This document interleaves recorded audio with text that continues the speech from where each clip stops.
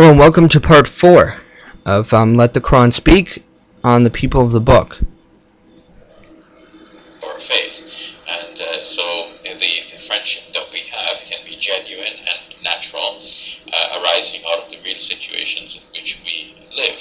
Do you think this is in keeping with the message of the Quran? Yes, in fact in Surah 60, in verse number 8, the Quran specifically says, لَا يَنْهَاكُمُ اللَّهُ عَنِ الَّذِينَ لَمْ يُقَاتِلُوكُمْ فِي الدِّينِ وَلَمْ يُخْرِجُوكُمْ مِنْ دِيَارِكُمْ أَنْ تَبَرُّوهُمْ وَتُقْسِطُوا إِلَيْهِمْ. God does not prohibit you from being kind and just to those who did not fight you on account of your religion, fight against you on account of your religion, and did not drive you out of your homes. So you can see the contrast. The people with whom the Muslims were allowed to have some difference were the people who had actually combined with others to fight against the Muslims at the time. No, they only get this protection if they pay jizya with willing submission and humiliation. As Abu Hurairah said in you'll read this in the interpretation of 9 verse 29 of the Quran, to fight them until they feel themselves subdued, and then humiliate them so that life will be so terrible and horrible for them that they'll want to either convert or keep paying Muslims. To drive them out of their homes on account of their religion, just simply because they declared that they were Muslims. All right, thank you for that, Mr. You're welcome. Take a break on a return, Islam and asceticism.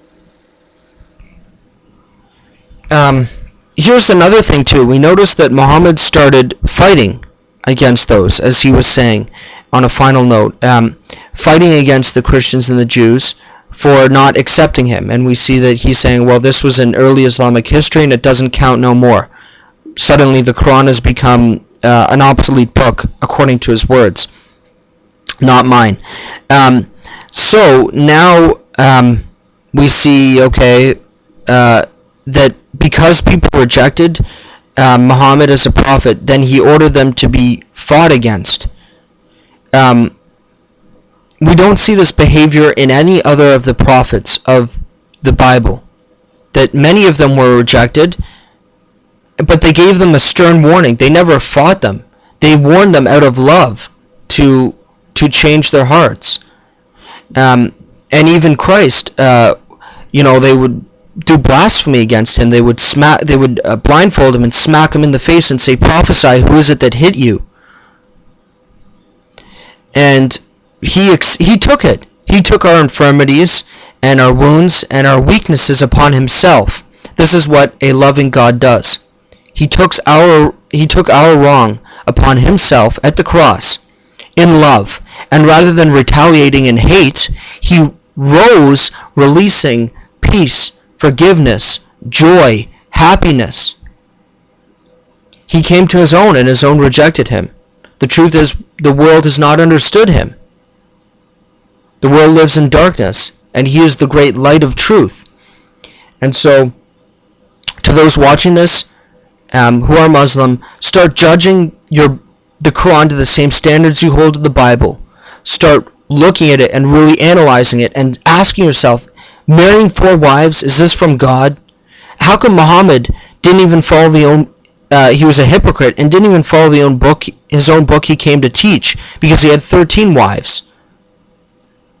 How come he married a little girl? Is that alright? Jesus said, if any of you harms these little ones who believes in me, it would be better for him to have a milestone tied around his neck and tossed in the ocean. In other words, Jesus is saying it'd be better if they were never even born if they're going to harm children. And I agree with Jesus. It would be better if Muhammad wasn't even born, looking at what he's done to the earth.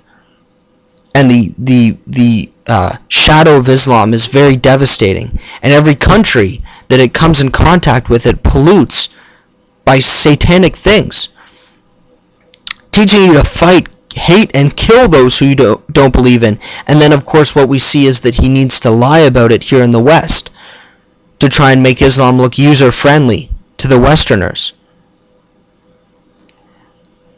You take the same Christian here and you put him in the Middle East, and he's going to be just as loving. You take a Muslim from here and bring him in the context around other Muslims, and they will stone somebody for professing that Christ is Lord because they've been ordered by their God to, and this is Satan trying to steer people away. You know, the Bible prophesies that there will come a time when people will kill you thinking they are serving God. So please think hardly about what I say. And remember, I'm not against Muslims. I don't hate them. I would love to see you to seek the truth and live by truth. Christ is Lord, and He is the way, the truth, and the life. And His heaven is holy. And He is calling you people out to come to Him. For He longs to save you and heal you and set you free from religious doctrine, from all of this, but to seek Him in genuine and true worship. So it's my prayer that you continue seeking and questioning, because that's how you find the truth. The Quran in 5:101 and 102 says not to question, because Muhammad was wrong and he had no truthful answers and he couldn't authenticate his message. This is why he tried to kill himself many times. After his uncle Waraqah died, he wanted to kill himself because he was the one that was giving him the Quran revelations. You need to start looking into these things. Don't just accept what people say, but question everything. Use your mind and your brain, and let truth guide you, not feelings.